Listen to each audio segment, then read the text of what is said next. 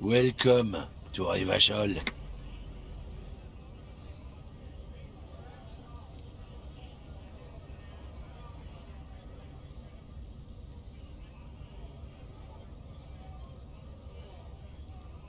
Don't you welcome to Revachol me.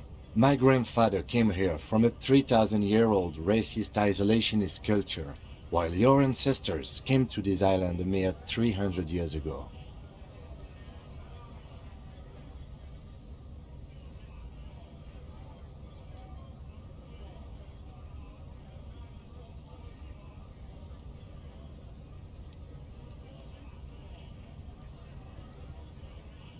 Every school of thought and government has failed in this city, but I love it nonetheless. It belongs to me as much as it belongs to you. It's men like you who keep Revachol divided, making it that much harder for everyone to climb out of this post-war limbo.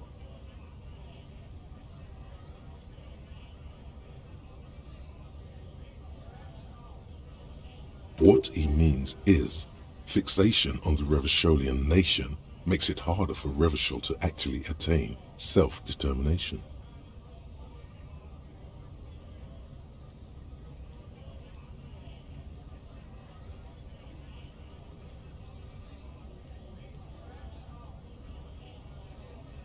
Oh, come on, man. I just said welcome to Revachol. It's a lorry driver thing. I know exactly what you meant. You think my kind doesn't belong here, that I should watch myself and behave. But you see, I'm an officer of the RCM. It's actually my job to make sure you behave. I would advise you to remember that. Silence. The air between them becomes your partner needs backup. Now's your moment to shine.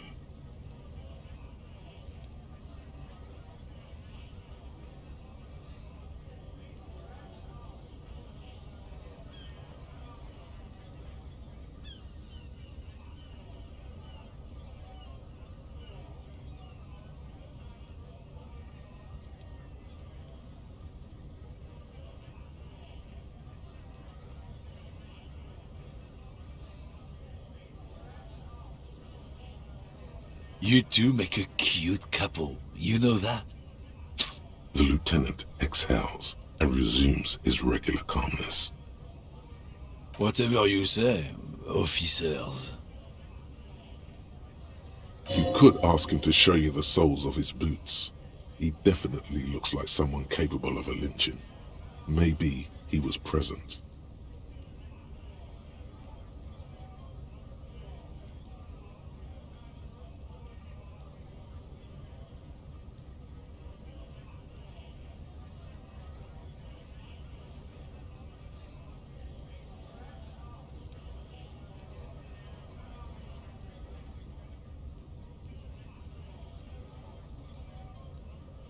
Been admiring the Stompers, huh? Sure thing. Check them out. On the bottom of the man's boots, you see an intricate tangle of treads with no immediately discernible pattern. It's Revachol. Custom made. Cost me a pretty penny. For when the invasion comes, the last thing they'll see before the lights go out is illustrious Revachol. It doesn't look like the lieutenant cares. He just makes a little note. Hey man, you know, there are all sorts of invasions. I thought we could rely on the cops. We're in this together, whether you realize it or not. Oh, not much anymore.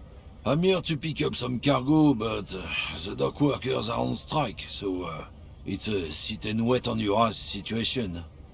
The strike? Oh, they've been at it for a while. A month, 2 months maybe. But this here is just the last week or so. Apples. Apples is exactly the kind of thing you'd say if you had something to hide. Look, as detective, I come from a long line of Lorry men. We got ancient rights and privileges.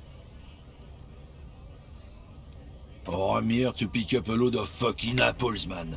Just regular. Koiko may be another derogative. For a person from Grad, you think? Yep, it's one of their main exports. They grow him down south Yekokata. A beautiful place. Got great scenic vistas. In fact, Yekokata is a desolate wasteland whose name literally translates to Zone of Ecological Catastrophe. It features no scenic vistas and supports virtually no plant or animal life.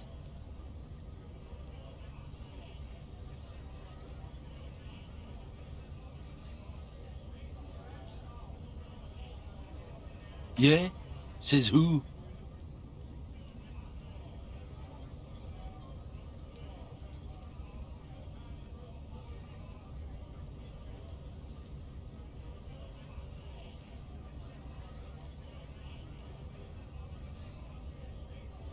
Then, I guess they grow apples somewhere else. You can never really tell with those koikos. They're everywhere, except their own homes. He means the people living in Grad. Yeah, you know, Gradniks, Gradvolk, those degenerates from Grad. 'Cause that's what they're all called. Koiko Pichik, Loslav Koiko, Koikovich someone. Low self-esteem, those guys have. Mind you, they look Occidental, but they're not really like us. Huh?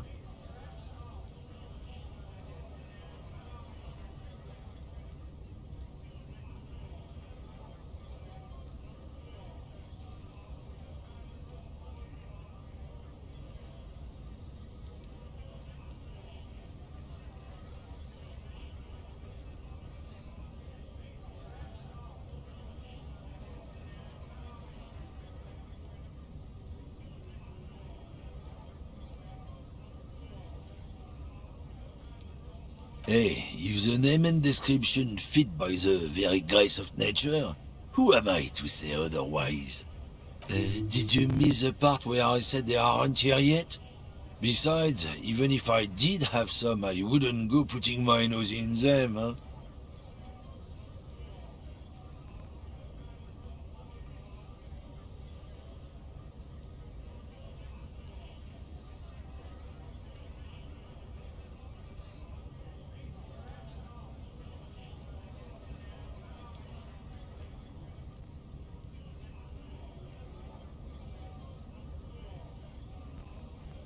Relax. You've got all you can get here. He probably doesn't even know what he's hauling, even if it is something unsavory. So he'd remain unaccountable. Oh yeah, they're a big deal. My great-grandfather was a carter, had a royal license and everything. We've tried to hold on to our privileges. Someone with a cart? What did you think it was? That's how deep into history our thing reaches. Before machines. Sure fucking is. We have a guild and everything, huh? Very ancient. Very prestigious. Hell no. It's a guild. Invitation only. Unions work for the rich fucks. They're basically the same. Been trying to fuck us out of our heritage in the name of profit. But you... trusting street thugs with their goods is going to fuck him right up the ass. Mark my words. Generations of practice ain't no laughing matter.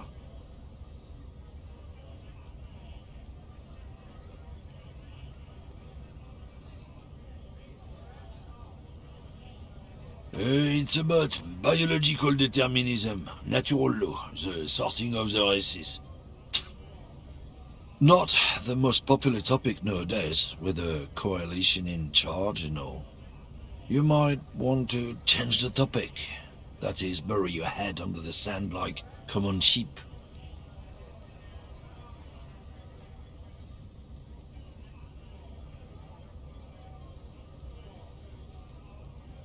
I'm not just racist. Look, I've read books, huh? The science of racial theory has all been proved. Even if some people don't want to. People who've studied these things say that you and me are superior by design. So, naturally, we Occidentals should be in charge. Obviously, you can see the merits in that.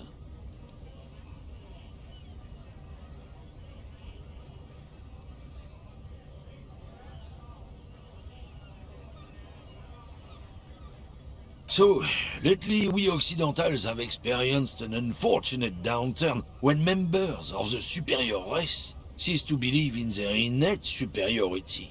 They stop competing for resource. This concerns you, policeman, so you better be vigilant. The damn kids are showing up good lately. Same with the mosquitoes. And the other intruder species too. They're on the precipice of cultural victory.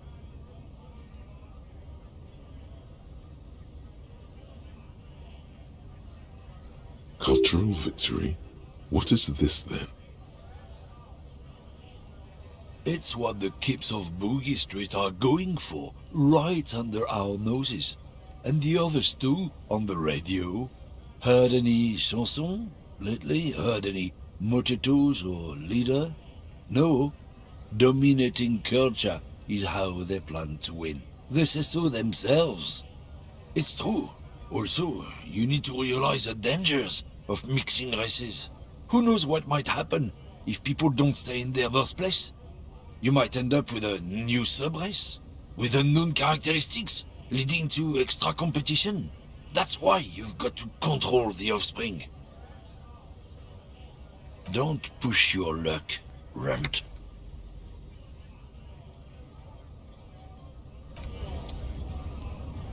Looking for something, Runt? Come to tell me to fuck off again? Oh man, that's great. Look at that guy go. Haven't seen anything that... goddamn. Thanks for that, but no, it's not much. He doesn't live in Martinez. Yes?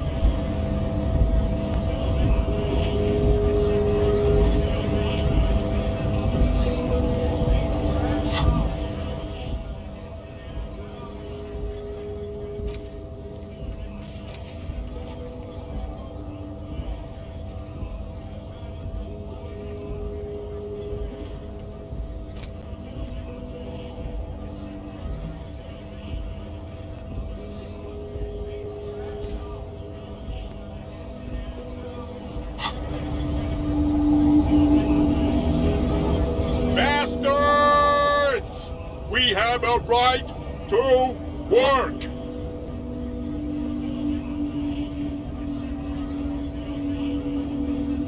Hold up and stay frosty, everyone. Cops are here. You here to fuck with us? Beat the honest worker down. We're here to fight for a cause. Stripes usually have problems with people who have causes. Good. We're fighting for a cause here. Right to work! Besides, we're not that different. It helps if people see us talking, cops and strikebreakers together. Shows authorities are on our side. Builds confidence. Rights of people. Rights of workers. To have gainful employment. To make a salary and feed their family. His manner of speaking is wooden, the tone of voice bland and uninspired, almost as if compiling replies from a set of learned phrases.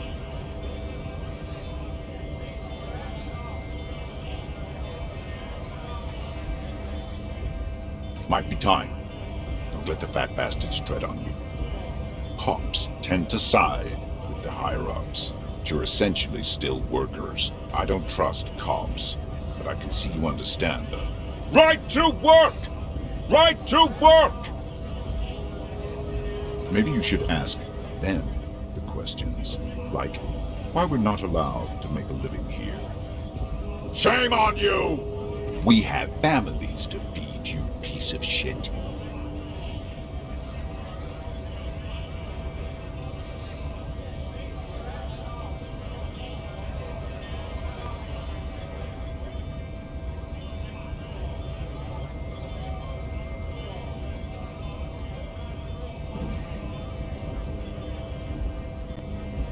So do we, Scab.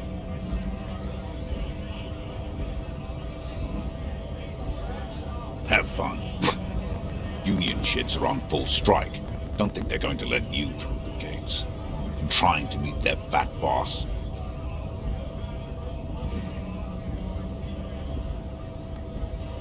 I know nothing about a murder. The mention of a killing sends a barely noticeable shiver of tenseness through him. Interesting. Wouldn't put it past these harbor bugs. They'd do anything to stay alive. Right to work! It's shameful. Cops doing nothing. You should bring backup, open up the gates for us. Blockading gainful employment for workers is a crime.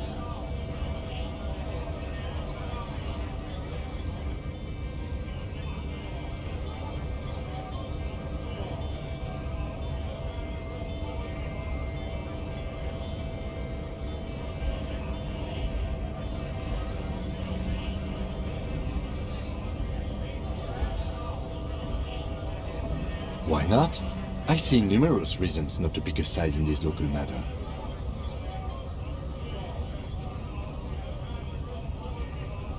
Pity. Let us work! When a bunch of ungrateful, lazy cockroaches can't get their act together, decide to block honest work for other people.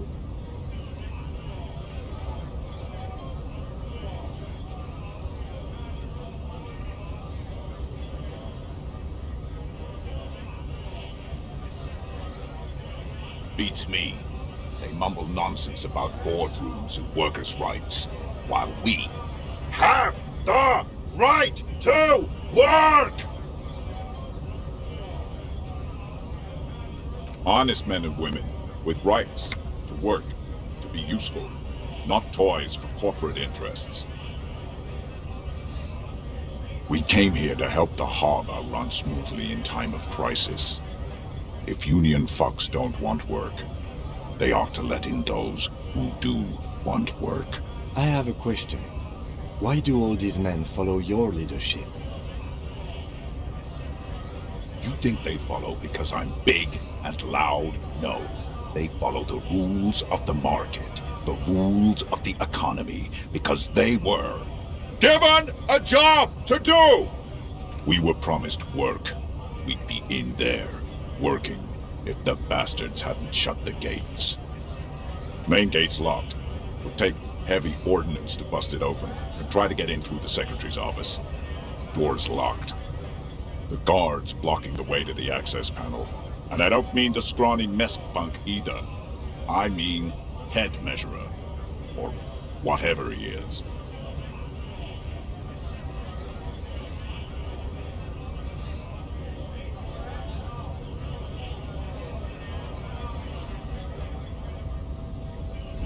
Huge Seminese guy standing up there on the overhead passage. Won't let anyone by.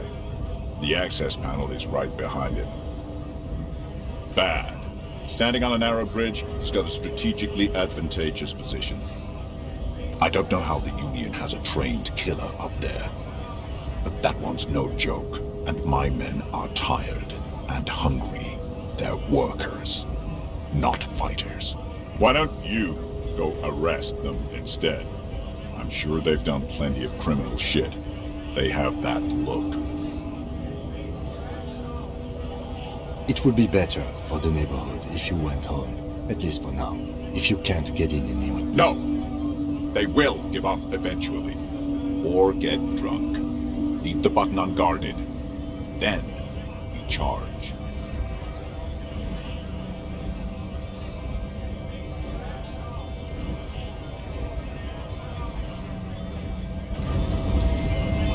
Right to work! Right to work!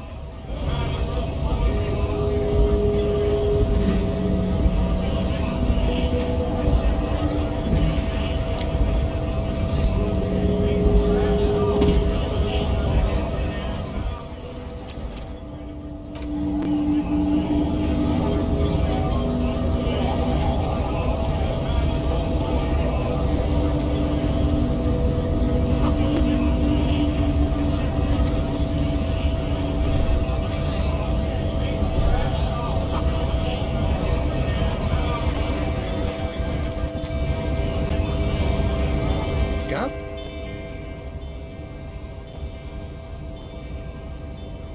You're hazy on the notion of a scab. Smells like politics, though. Maybe it's got something to do with the flask he reaches for from time to time. A kind of a worm, content with mere survival. They come, they want to do our job for shittier pay, screwing over both themselves and us. Everybody loses.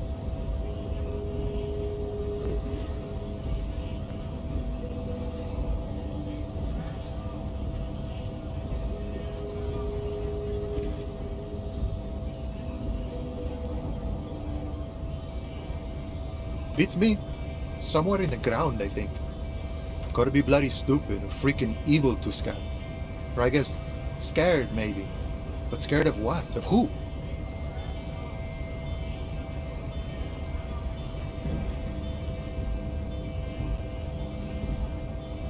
Personally, I'd rather beg than scab.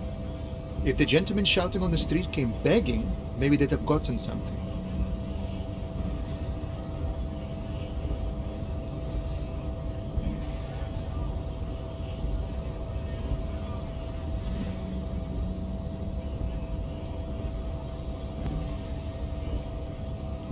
We've explained the matters, but they don't listen.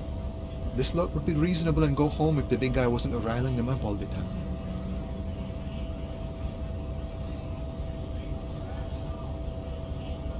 Big guy.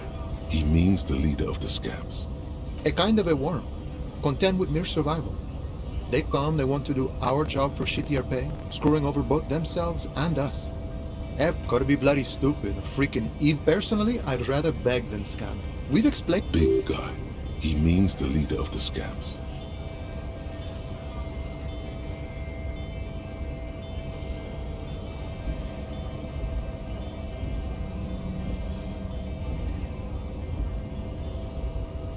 I was just messing with you. No one's ever seen a cop scab. Imagine, you cops going on a strike, but then another cop comes in and says, "Let us cop for less money." Speaking of, what brings the RCM here, to the wild north? Come to see the strife?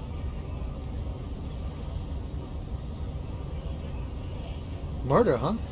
That sounds like a lot of hard work. You'd never see me investigating a murder.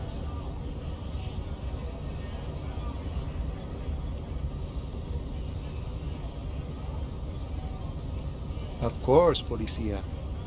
It wasn't me. You can rule me out. Easier that way. Should we? He's nice. He didn't do it. It's the truth. My friend, I respect the right to roam. The open range awaits. I don't operate in that capacity. I'm not a granter of passage. The passage grants itself. If it's so simple, why did the scab leader warn you of the guards blocking the way?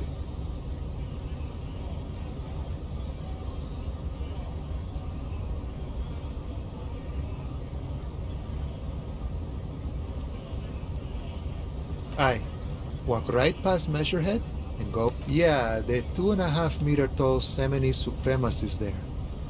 Walk right past him, then press the button to unlock the door, then go past him again, and you enter the arbor through the office. Está. Don't worry, I'm sure it's not completely impossible. For example, you could best MEASUREHEAD in a physical confront, or you could convert to a Semini supremacist worldview. Or, maybe it actually is completely impossible. Not yet, no. He's incredibly strong. Jean-Luc himself would say the philosophy has proven overly heroic for the scabs to convert to. Not enough intuition. Sure.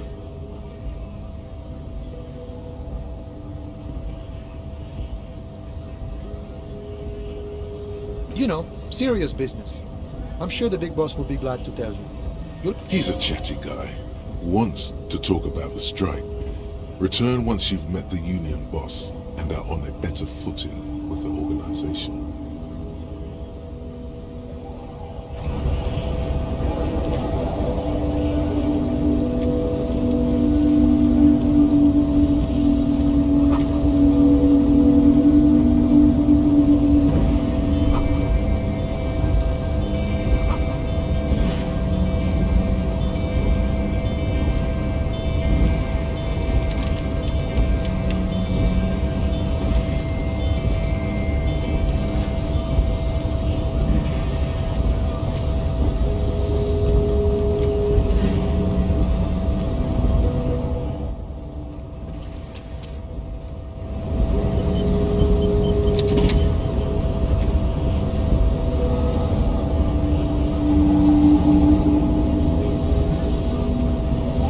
body betrays your degeneracy.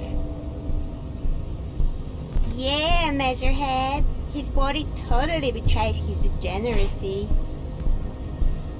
Don't say anything. Size him up first.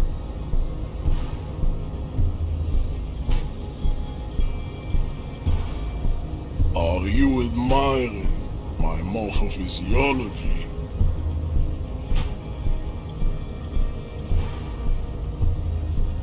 It must be frightening to stand in the shadow of this racial pinnacle.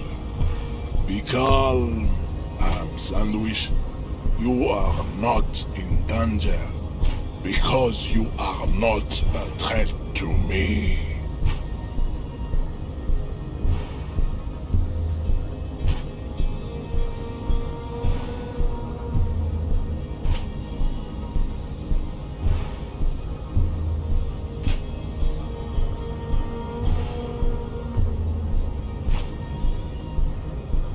You have succumbed to Al-Ghul.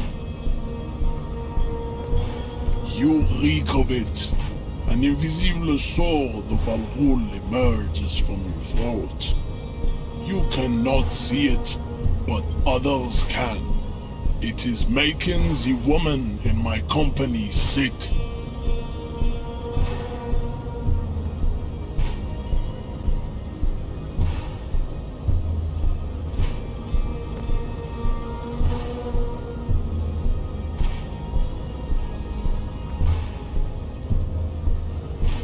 Yes, Al-Ghul. It means alcohol.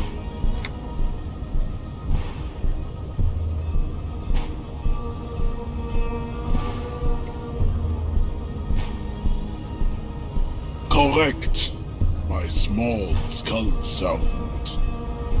Al-Ghul is an ancient Ilmaran poison, a parasitic fungus that has colonized your race. It is a trick the desert pygmies played on you, for humiliating them and stripping them of their land. Intentionally fermented drinks have existed for 10,000 years.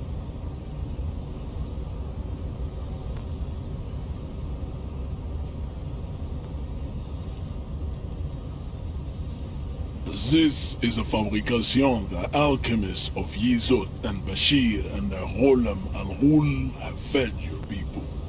Go on believing in it, race loser. Why don't you have another drink? Your features are not yet congenitally deformed enough. Oh yeah, Measurehead.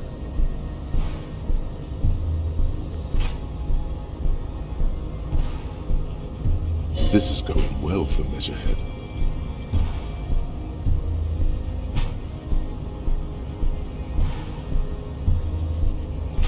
It's not good. It's like a rat crawled into your stomach, got drunk and drowned.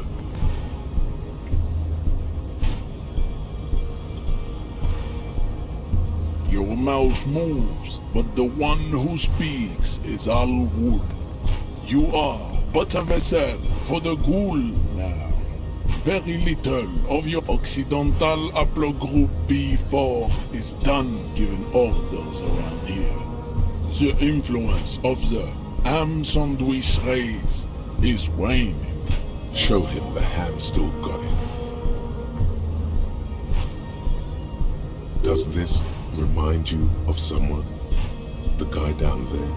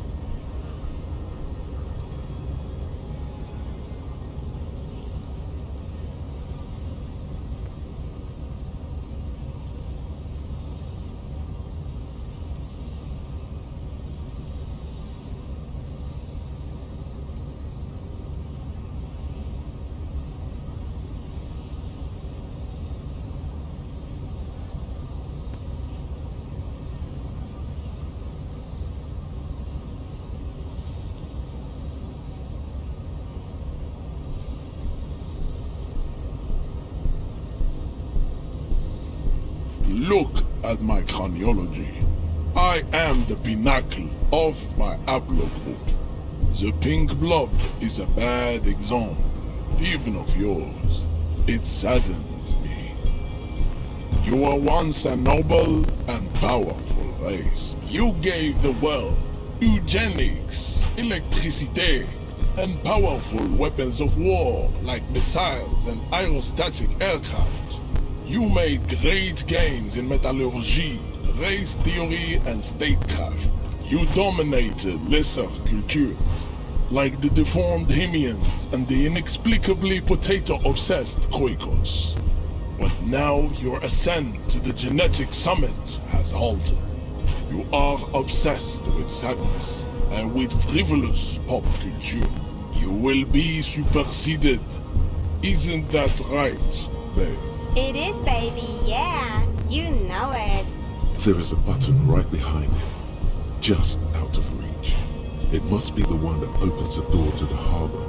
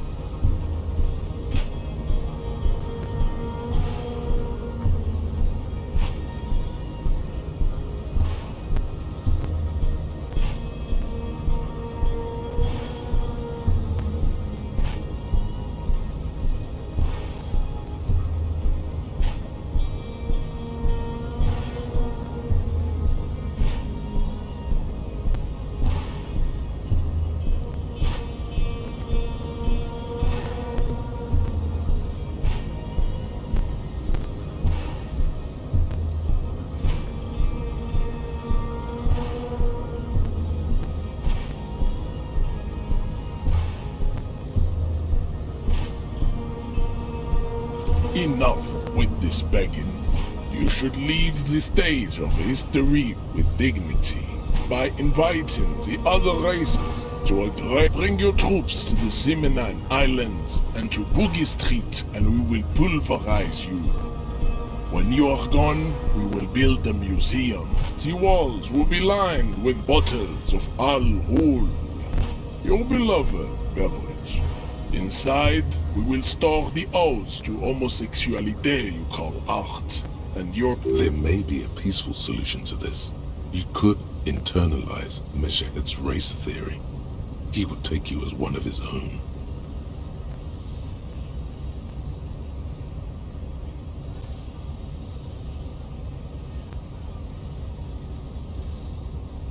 The best idea.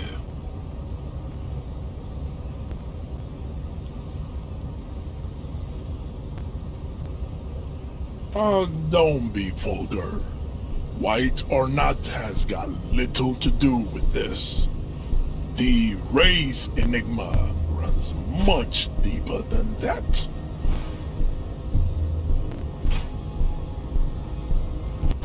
There must be some friction there. He's keeping it well hidden, however.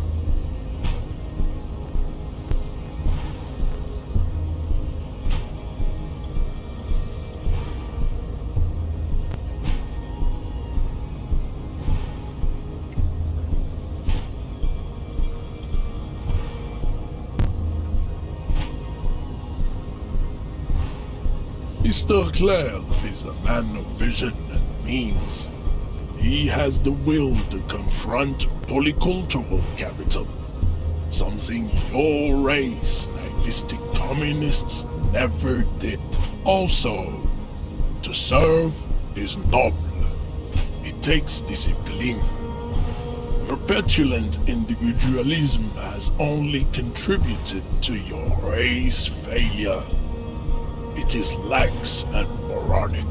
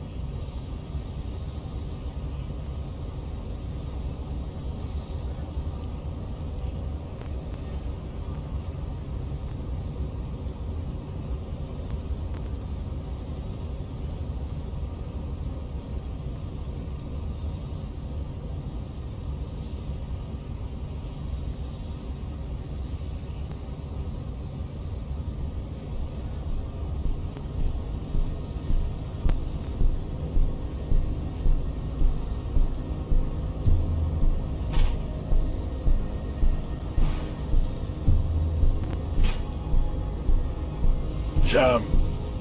Individualism. You have gotten these ideas from degenerate youth culture, have you not? You have picked them up from rock and roll songs? Of course it does. You are a degenerate individualist and a rock and roll rebel. A pawn of international finance. Just like the rest of your ham, I am not surprised you enjoy it so much. This has happened to many of the side products of the inevitable cultural victory of the Seminoles race.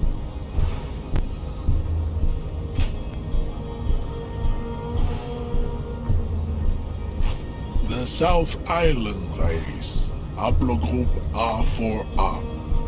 We are the rightful masters of the Insulindian archipelago. We descend from the Areopagites of ancient Peric. We are the future. That is all you need to know. I am a descendant. The narrow streets of Ulembuir are with me in my genetic dreams.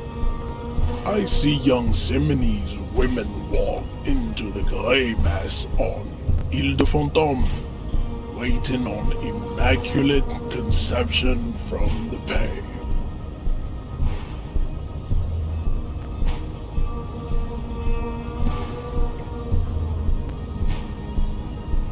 No. I have heard about it. He would be appreciative if you did not further chase this line of inquiry in front of the women.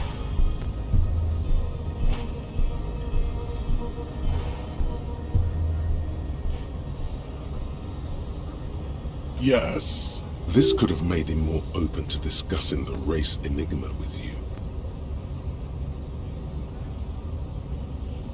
I think this racist is better than the last. But the next racist will be the really good one. That will be the...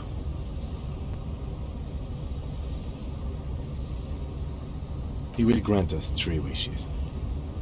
Your pedomorphic friend has quick wits. A protruding occiput and an indented zygomatic bone. The lieutenant does not flinch. You should keep him close. The congenital defect of farsightedness does not render him a complete invalid. He still has the use of his mind. Racists are generally not very good examples of their race. I am not like them. I am craniometric perfection. I have taken the trouble to permanently draw a phrenologic grid on my skull and features. The drawings are precise and look true to their pseudo-scientific ambitions. One thing, however, it is not entirely free of throwbacks in the phylogenetic tree. His large jaw, for example, could be a trait indicative of criminalism. Also, his earlobes could be small.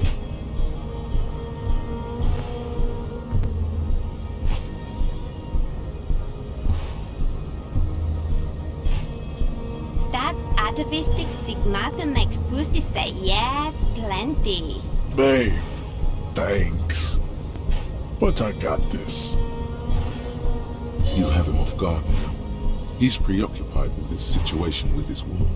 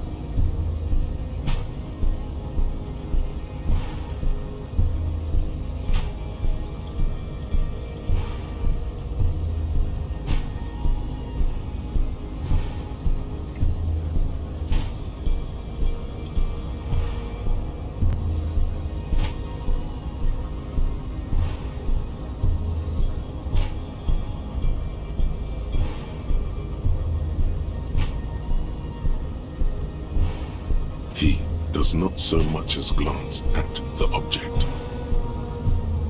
Stop showing me your pathetic. He had nothing to do with it.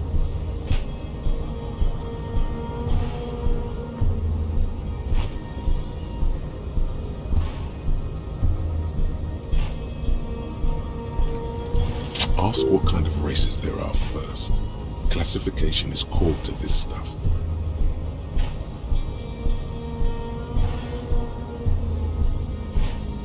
Do you?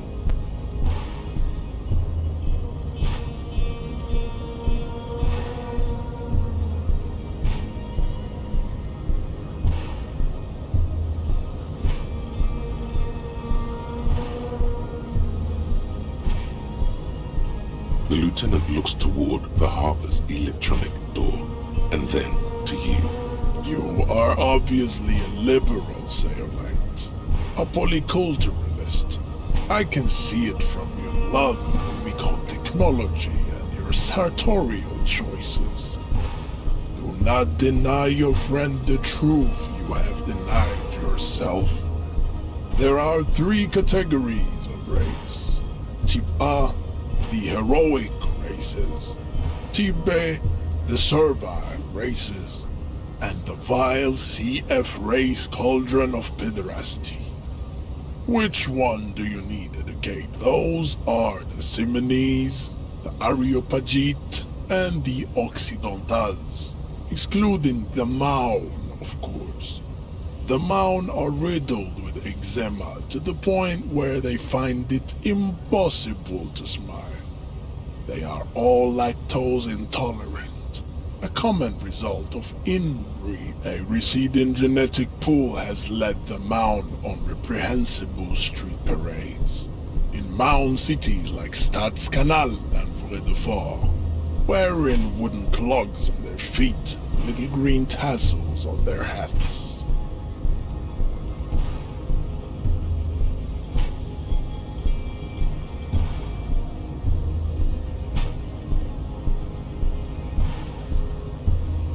You know them by the names of their nation-states.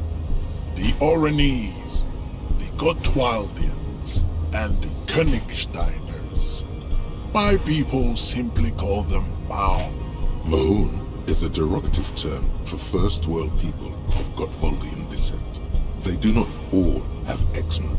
Also, people of Katla, like the Suru and the Uhu, are much more lactose intolerant.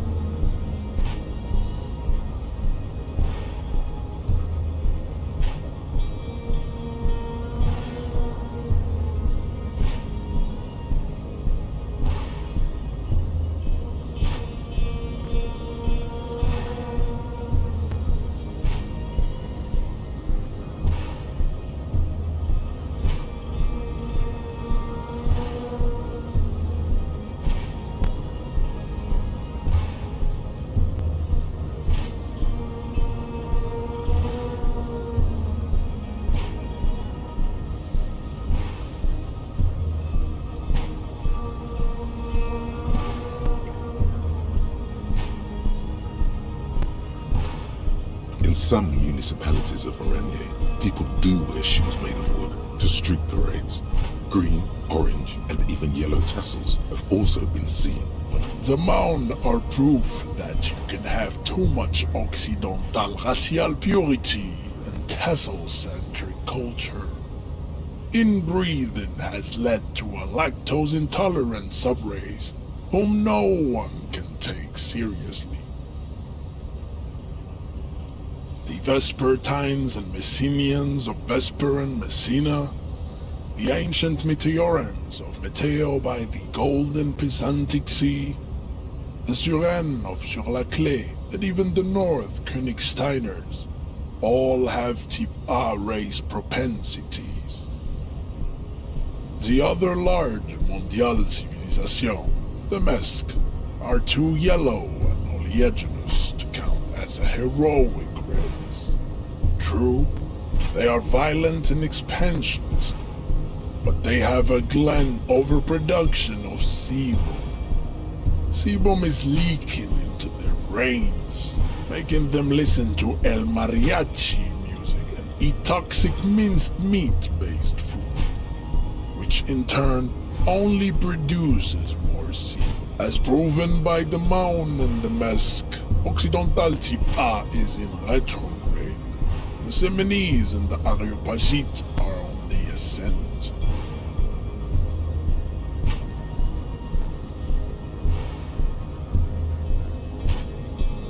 The indigenous people of this, the Insulindian archipelago, the Simonese inhabit the southern islands. I am Simonese, from the stock of Uluy on Ile de Fantôme. The Areopagites are the master race of the Ile Maran deserts. The Simonese are descendants of the Areopagites. We came here during a heroic migration from Ile Maran to Ansuland, thousands of years before the lactose-intolerant Marne Radeon Occidentals discovered this place. Wait, didn't Ile Maran desert pygmies invent alcohol and get pillaged just a short while ago?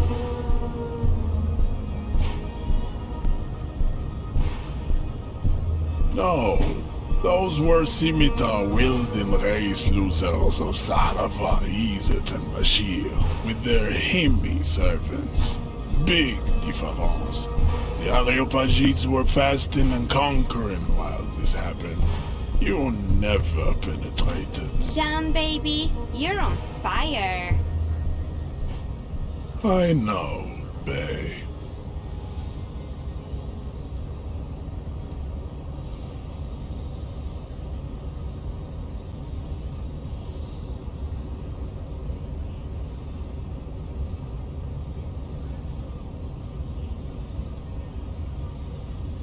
The Areopagites are sleek, long-headed.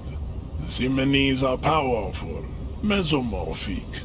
The former is an immutable progenitor, unchanged since the Super Isola of Pericarnassus.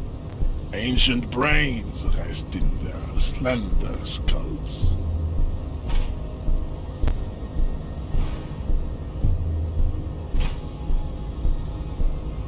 The latter is perfected and adapting. Together they form the Simeno-Areopagite or Simeopagite super race. That is all. There are no more Type A races in the world. Nature was not capable of more.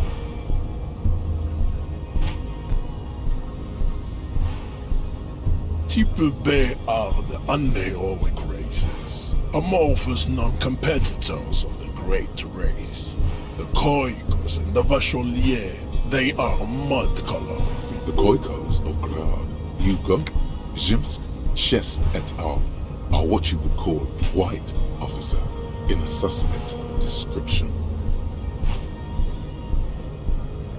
Yes, to an untrained eye, the Khoiko appear white and pinkish, like a hand sandwich. But look into their eyes and you will see. They are of an indistinct color, and so is their skin. Unhealthy, muddy, and ashen. Pinkness is a racial quality that has to be earned through centuries of advanced ballistic warfare and cultural domination that the Grad people have undergone for drinking Al-Rul and smoking the degenerate tobacco, and for eating potato. The Khoiko, the countless micronationalities of Grad, are all inexplicably obsessed with Podat. The only thing they like more is dividing into microscopic ethnostates, like political amoeba. Wouldn't he be one for ethnostates?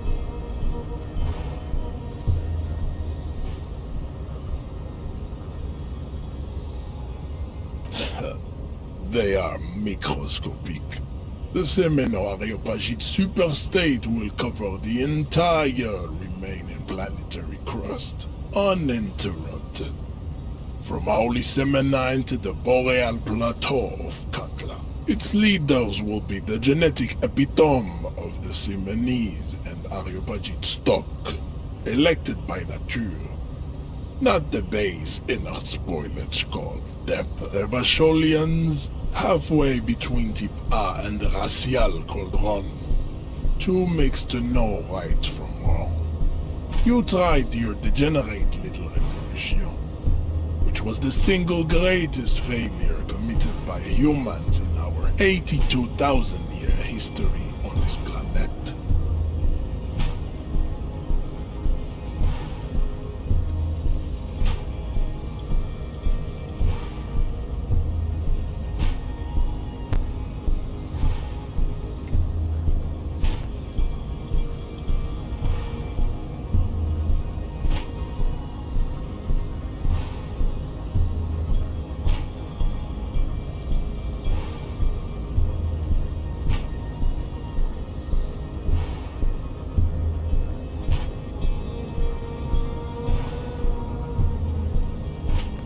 Is it 82,000 years that we've been recording history?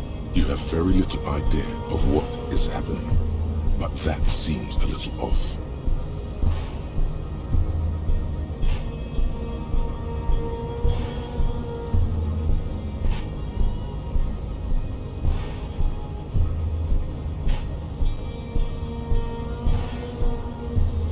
The mysteries of the people of this planet are a tragedy that has played out countless times over, like a fever dream of skin, hair, and bone.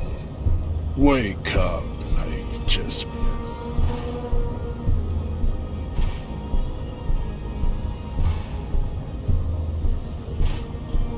The revolution came to Ravachol from Grad, in Zara's written potato carts.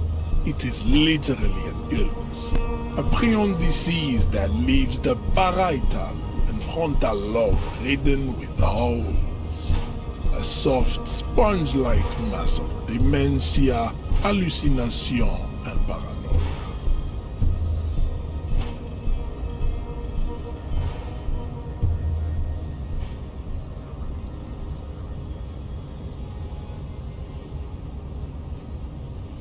The revolution is fatal familial insomnia, a hereditary prion condition passed from the Khoico to the Occidentals. But not sexually, probably through trade routes and potate acid, the prime component of the potato plant. Enough of Tibet mediocrity.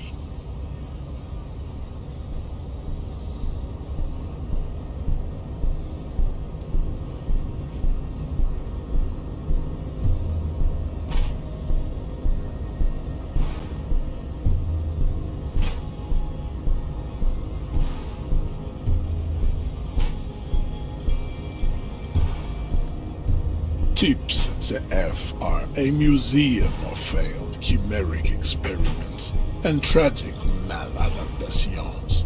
They are tortured creatures waiting to be put to sleep. Your morbid interest in them worry lesser races like the mosquito, a grotesque mixture of a masked woman and a Semenese man. Only possible if the mother is masked and the father Semenese. The other way around, they fail to produce offspring. The mosquito is born sterile, like a donkey. All they have left is to ride customized motor carriages with hydraulic suspension, listening to aggressive El Mariachi music to vent their impotent despair.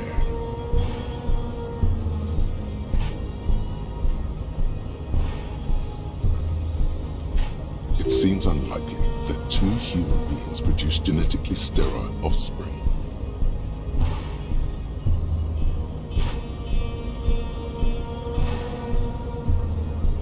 You are right. You have misunderstood. You lack basic phylogenetic education.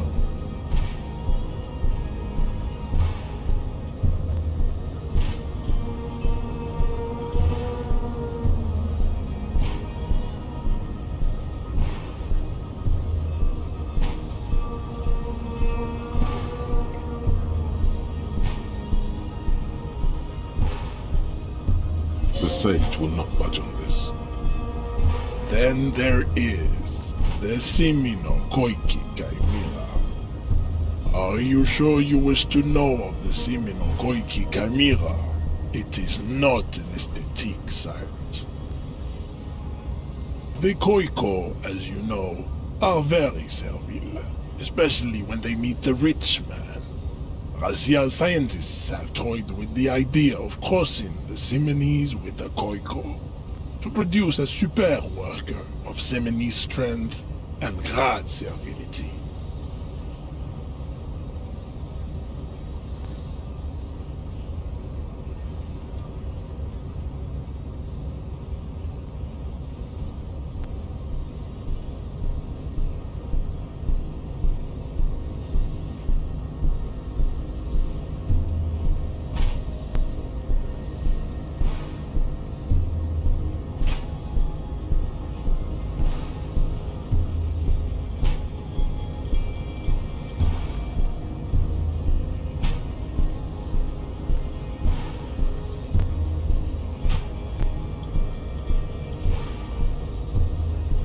This will never happen.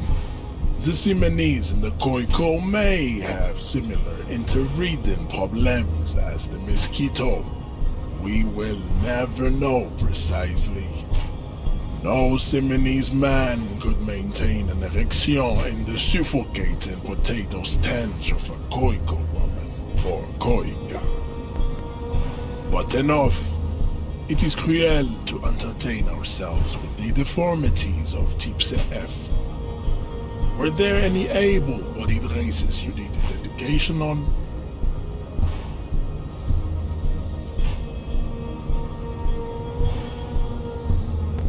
You understand nothing. To solve the great race enigma, you have to first ask yourself, what is the race enigma?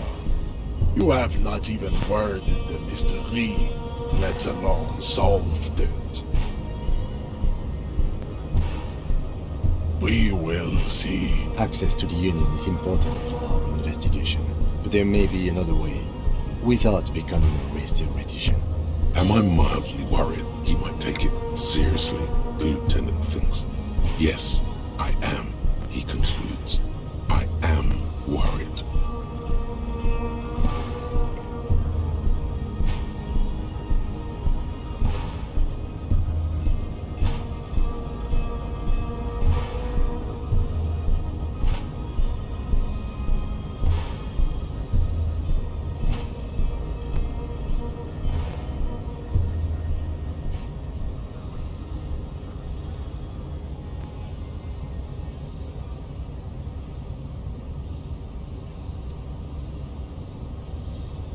You need to internalize what you have heard here today, then return to me.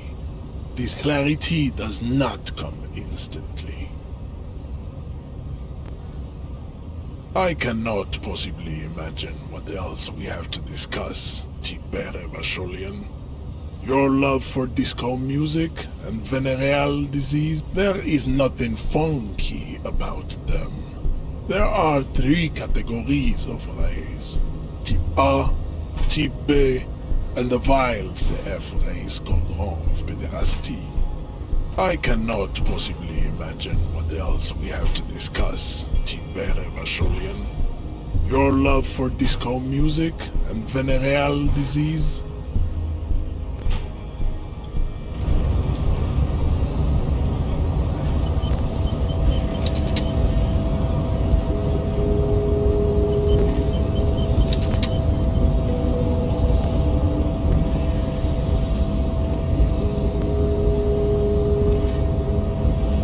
Yes?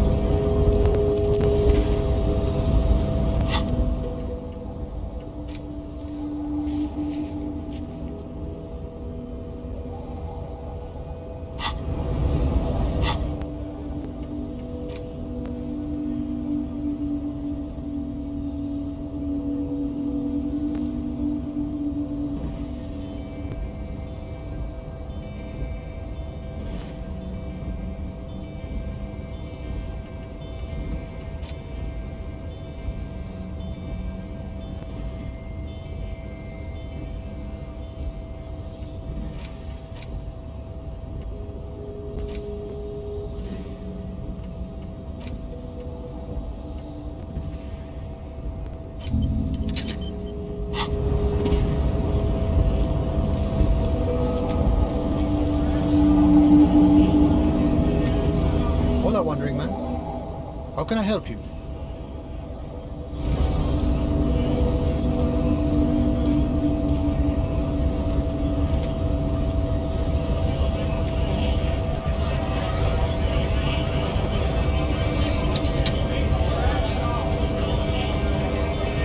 Right to work!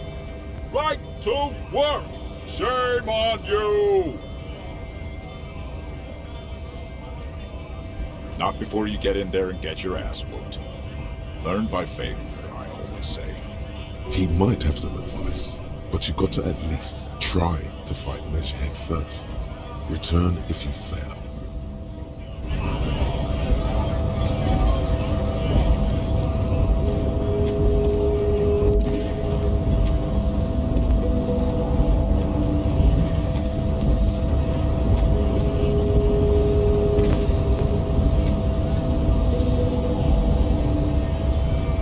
The unpromising raise pupil.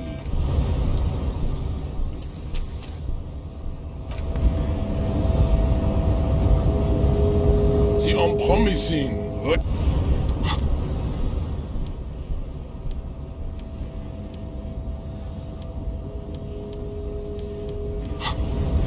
The unpromising raise pupil returns.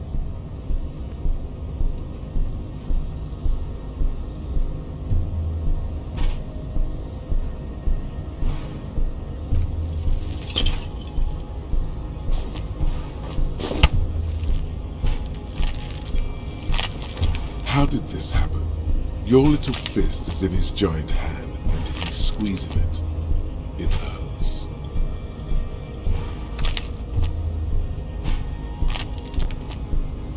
You must be out of your mind, degenerate drunk. Say it. I am a degenerate alcoholic.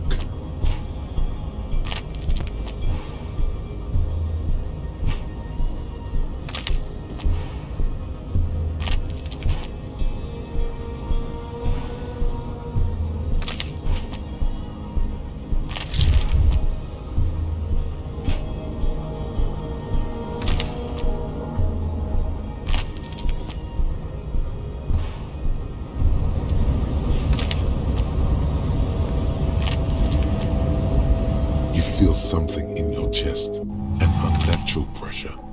It's spreading to your left arm, your jaw. Very, very bad. This is the end bad. All you feel is pain and weakness. You have to surrender now. We all do. It gets so dark. Cop suffers final heart attack. A detective lieutenant of the RCM passed away yesterday. His death, though abrupt, did not come as a surprise to those who knew him. He was the heaviest drinker I'd ever met. Captain Ptolemy Price. To this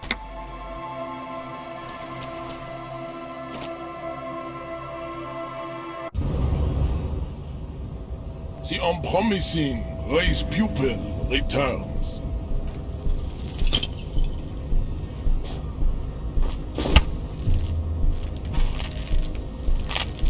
How did this happen? Your little fist is in his giant hand and he's... You must be out of your mind, degenerate drunk.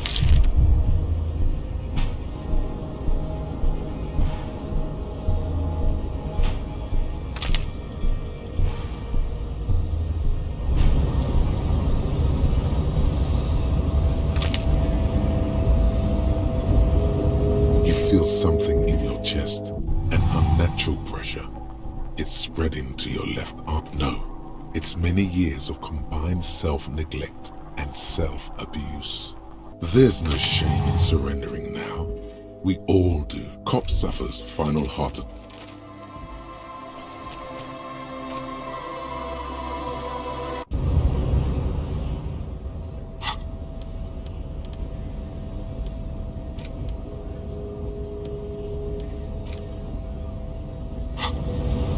The unpromising raise pupil returns.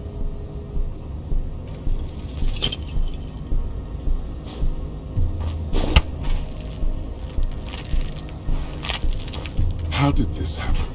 Your little fist is in his giant hand. You must be out of your mind, degenerate drunk.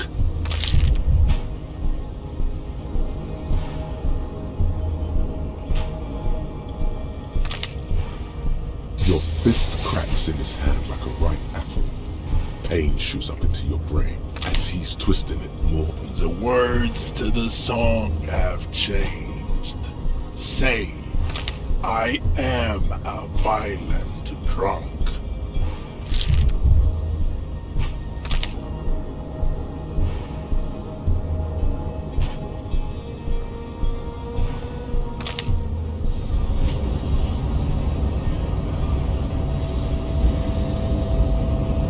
Feel something in your chest, an unnatural pressure.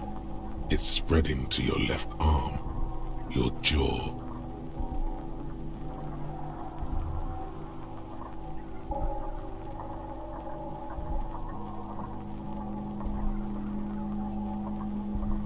Yeah, screaming isn't happening on account of extreme shock. All you feel is pain and weak. Cop suffers.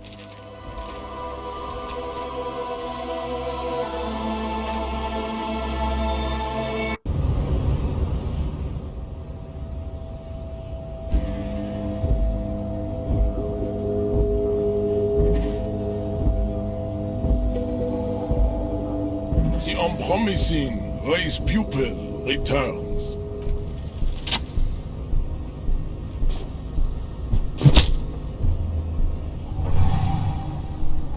Just like that, instinct took over. A solid strike straight into his throat, into the cartilage. You could swear you felt the soft palate break. The man is reeling, gasping for air. Time stands still around you. In the distance, the sounds of the harbor are falling. All you hear is a small gurgling sound as a trickle of blood appears on the man's lip.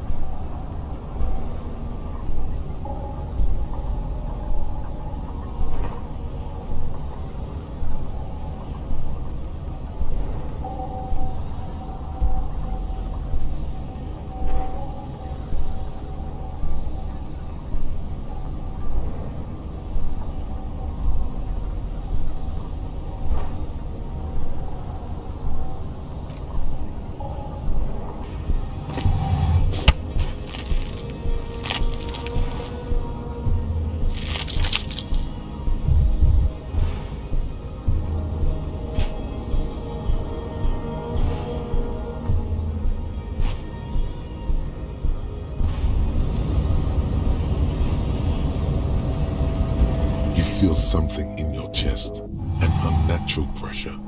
It's spreading to your left arm. Yeah, there's no shame in surrendering now. We all cop suffers fun.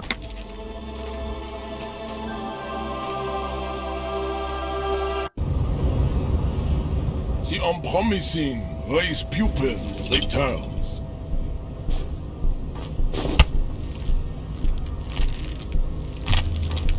You must be out of your mind, degenerate drunk.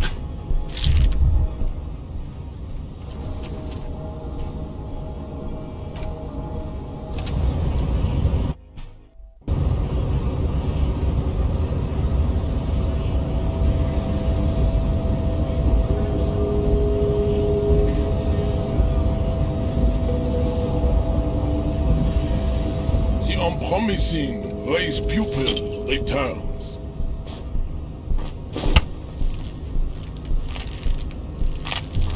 How did...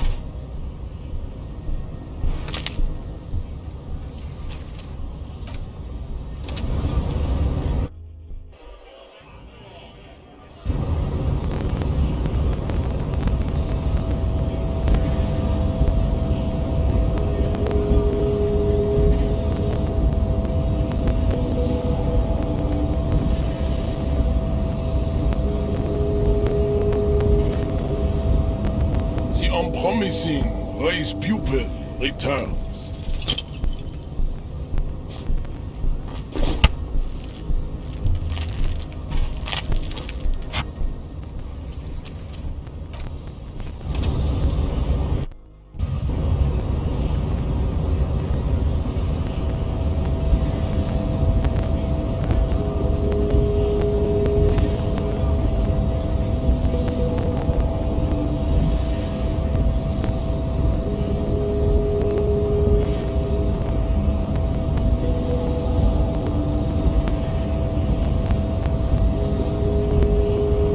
The unpromising raised pupil returns.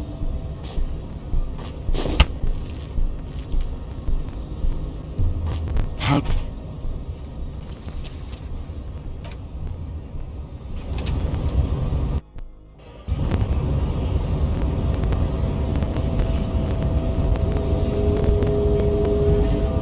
The unpromising raised pupil returns.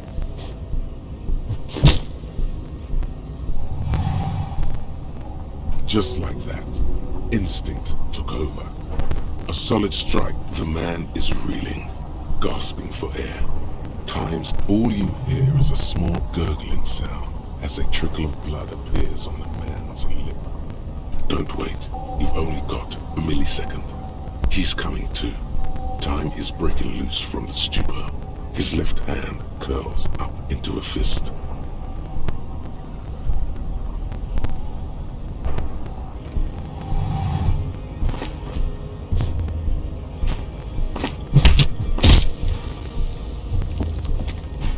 The man lands with a dull thump, like a broken down puppet of muscles and sinew.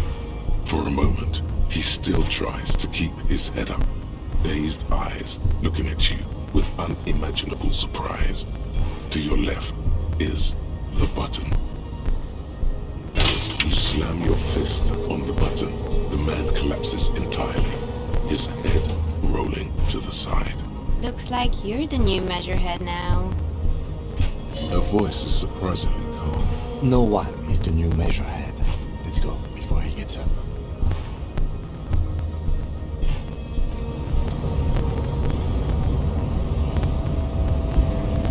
The man is still knocked out. He breathes slowly and steadily.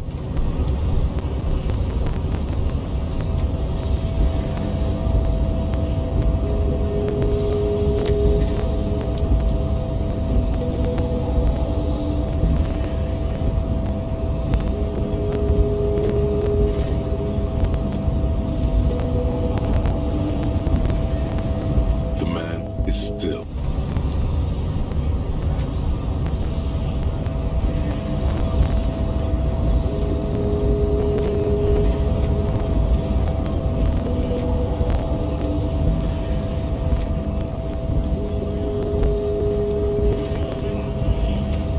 Knocked him out good, like the Flying Desperado.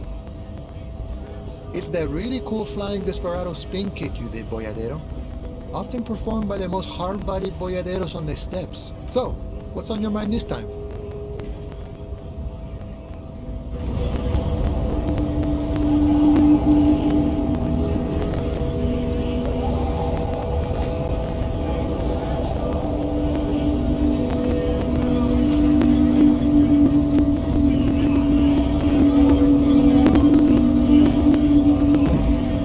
Went native on the chief, huh? Those ballerina antics were reckless. Should have just punched him in the throat. Let's talk about our right to work.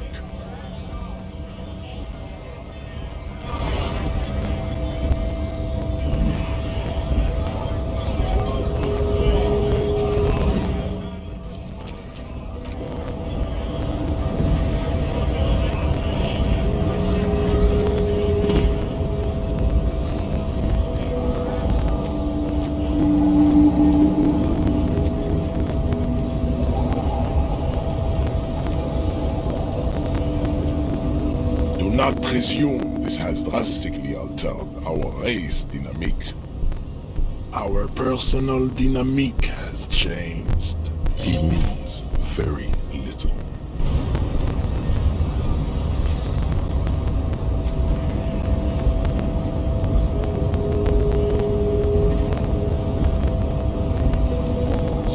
unpromising race pupil.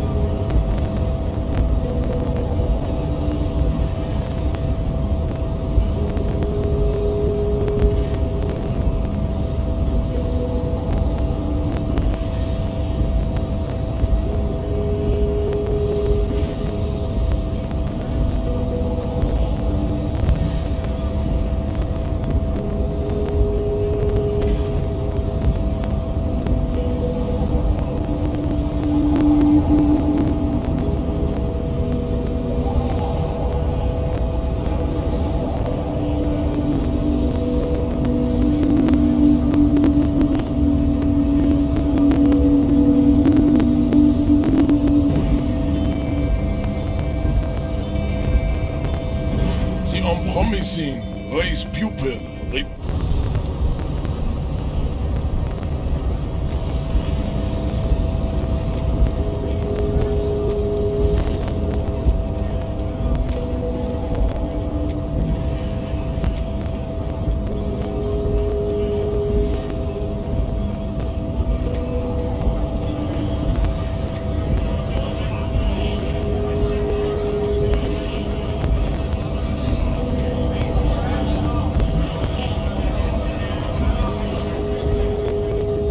Right to work! Right!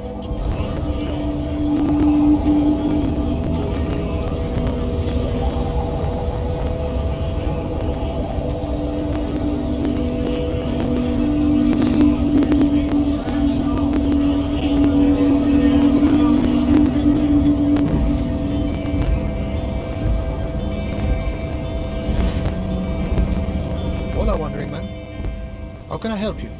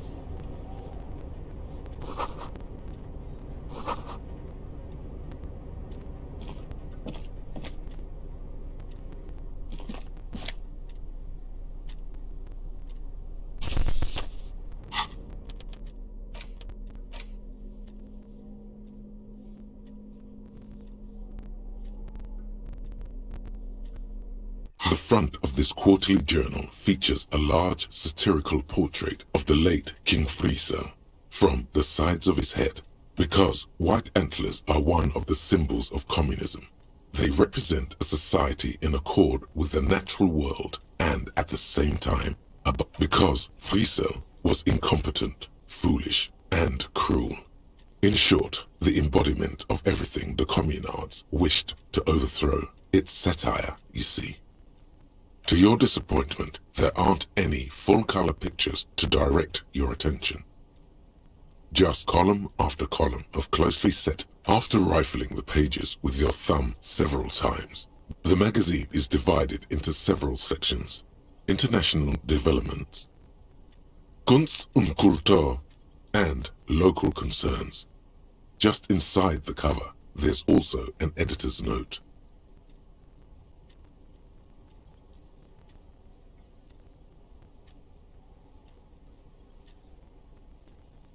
Comrade, as you know, this journal takes its name from Mazov's immortal expression, Du cristal à la fumée.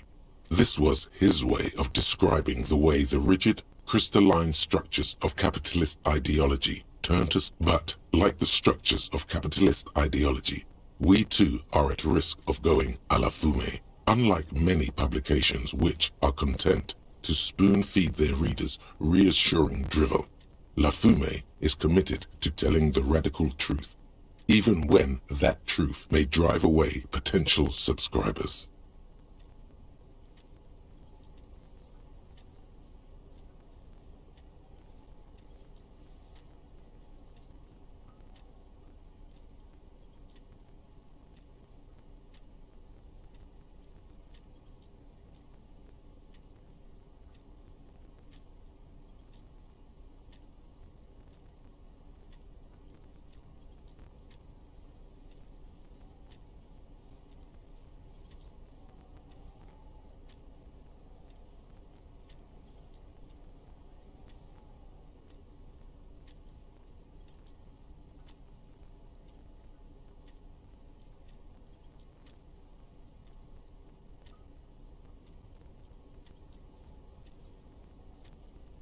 So please, if you value our radical Mazovian perspective on contemporary politics, culture, and international affairs, please consider subscribing today.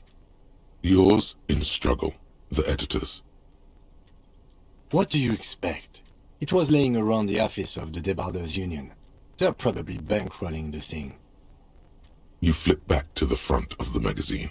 The table of contents unfolds before you.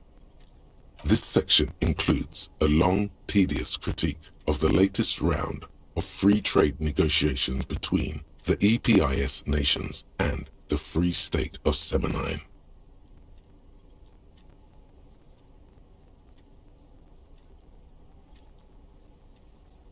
You also skip over an article about heavy fuel oil smuggling along the Messina border, something about bear wrestling in Samara, book riots in Yugograd. Face it, you really aren't interested in foreign affairs. You're not even sure where most. You flip back to the front of the magazine. That it takes a moment, but gradually it dawns on you that Kunst und Kultur must mean arts and culture. As you leaf through this section, you come across several reviews of recent radio plays, as well as a brief artist spotlight featuring a local artist identified only as CS.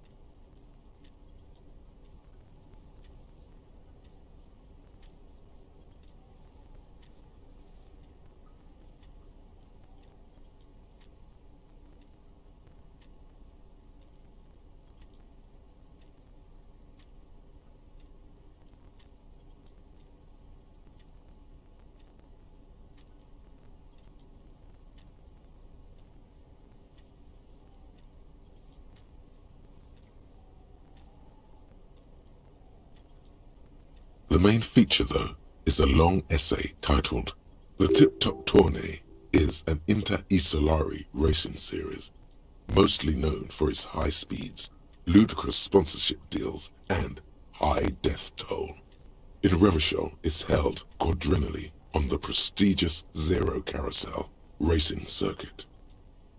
This so-called artist spotlight is really just a brief Q&A, made all the briefer.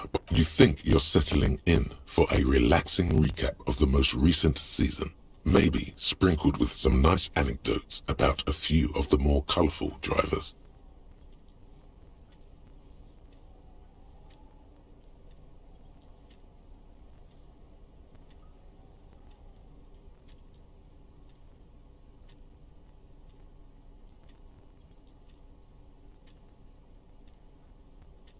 Instead, you find yourself skimming a 10,000-word feature about all the politically problematic aspects of Tip-Top Tourney.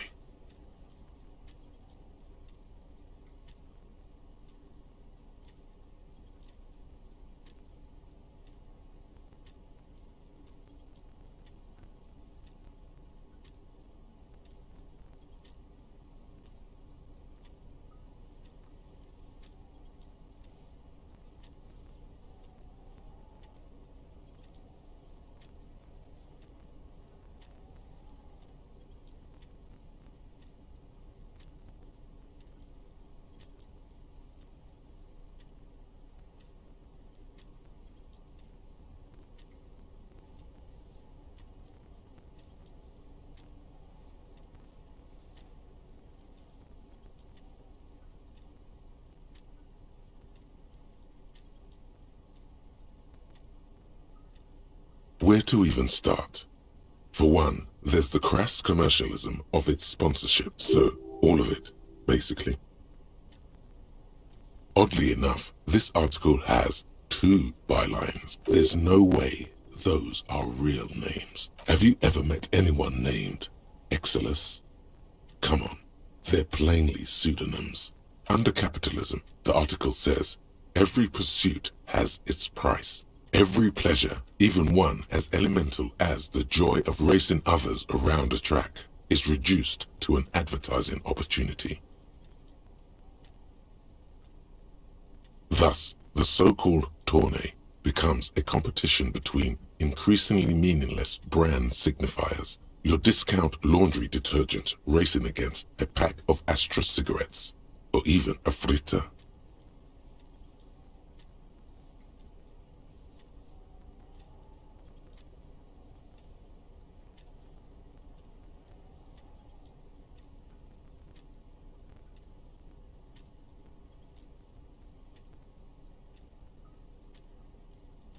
And that precisely is what's problematic about it. Were it not for the promise of random, spectacular violence, audiences would quickly lose interest.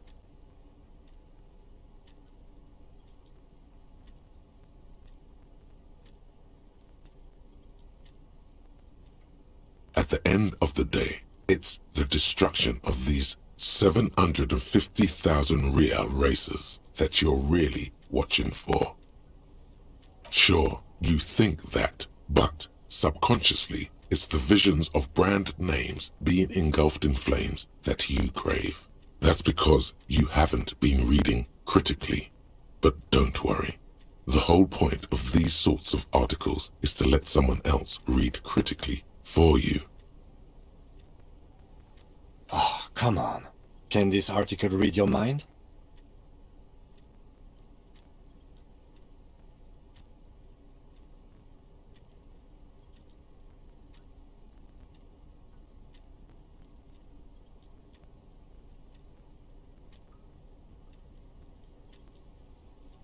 Well, there you have it. No reason to get hung up on the pretentious ramblings of a few young... If I had to wager, I'd say they've never even seen the inside of a motor, much less a motor race. I take whatever they write with a large grain of salt. You flip back to the front of the magazine. The table of contents unfolds before you.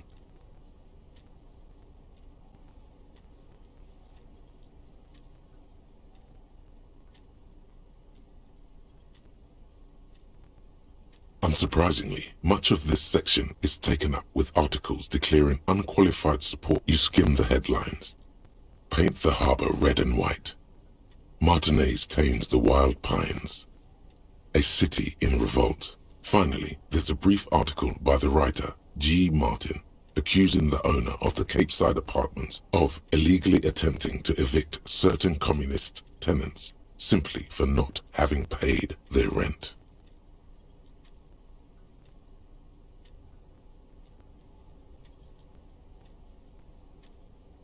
The writer G. Martin remarks dryly that capitalists love wealth redistribution. It's true, the rentiers have been bleeding you dry.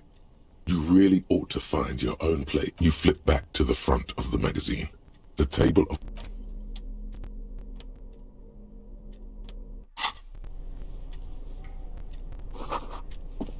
On second glance, someone has forgotten to properly close one of the... It's unfortunate for the union to just leave their paperwork lying around like this.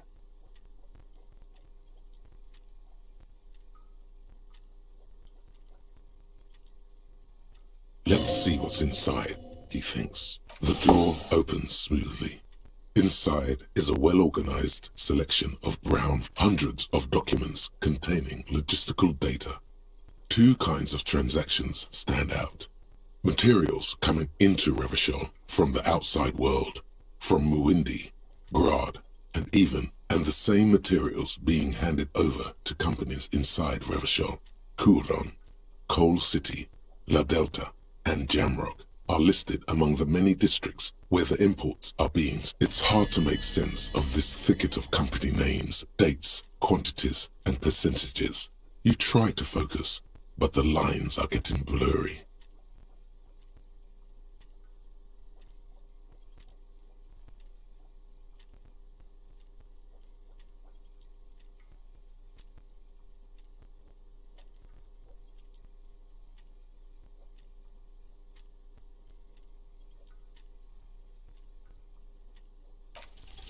Whatever's hidden here is hidden well. Concentration isn't enough. Only a trained accountant with a background in logistics would be able to really make sense of it. However, there is a little handwritten note stuck on the side of the drawer.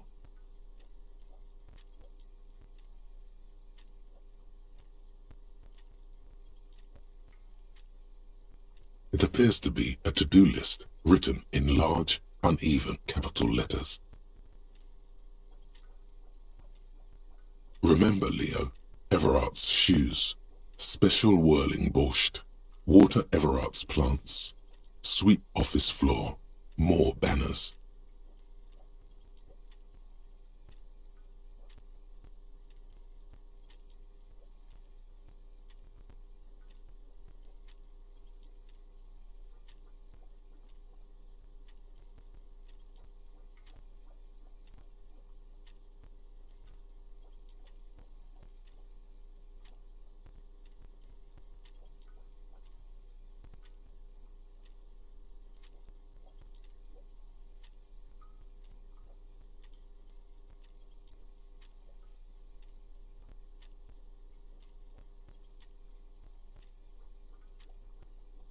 All items on the list have been crossed out and the note itself is crumpled.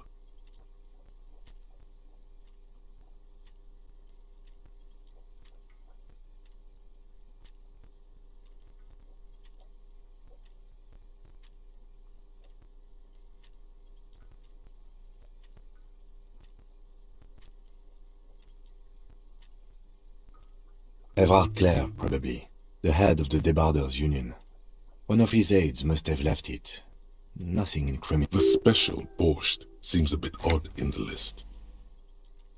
Remember, Leo, all items on the list, the drawer slides shut. Some kind of superstar. They say the world isn't ready for a rock and roll cop. No one wants their state monopoly on violence to be mixed with celebrity worship. They claim to know it would be dangerous for detectives to rise to the ranks of demigods and have sexual encounters with barely legal cover girls. It would be insane, they say. To all this, you say, fuck off and die, in a cool voice. You people have no idea how good these cops are gonna get. They're gonna crack 20 cases a day, In the future, cops will be like astrophysicists, or prime ministers, or prophets. And you're the first one.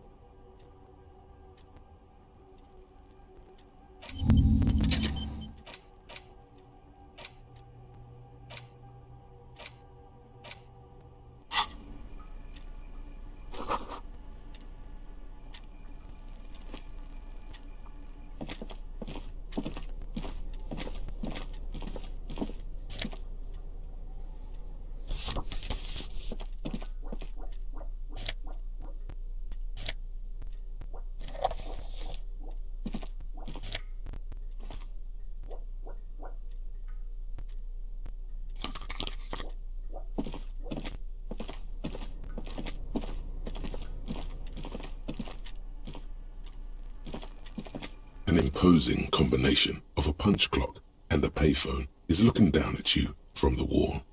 A note on the side says, "Tokens unavailable due to strike."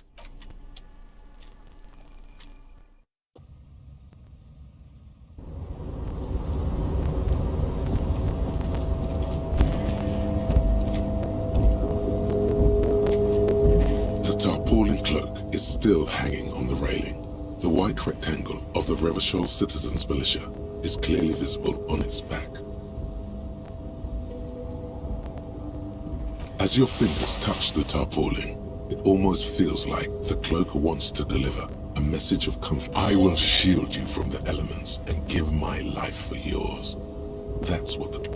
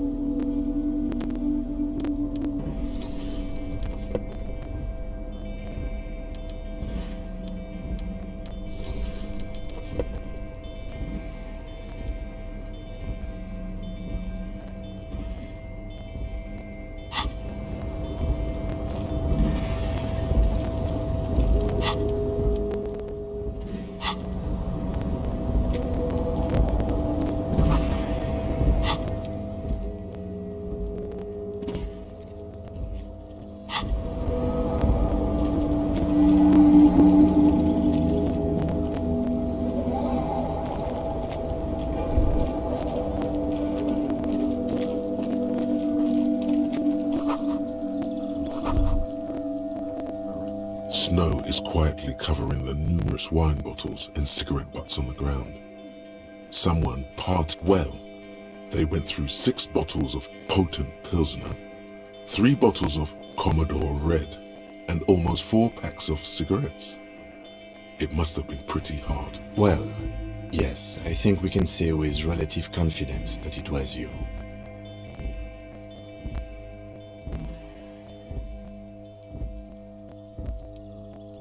Yes, this scene isn't exactly ripping with joy.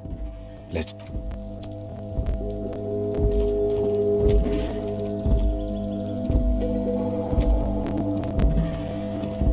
This is the night watchman's booth. The name on the door reads, Rene Arnaud, you need to rest. Your body is aching. Getting in here has taken something out of you. Have a seat.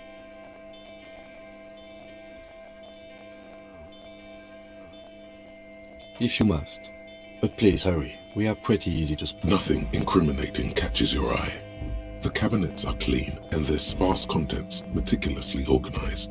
It's a black and white photo of a young couple out in a street fair. The man is young, dark-skinned, and dressed in a Royal Carabinieri uniform. Why did you take that?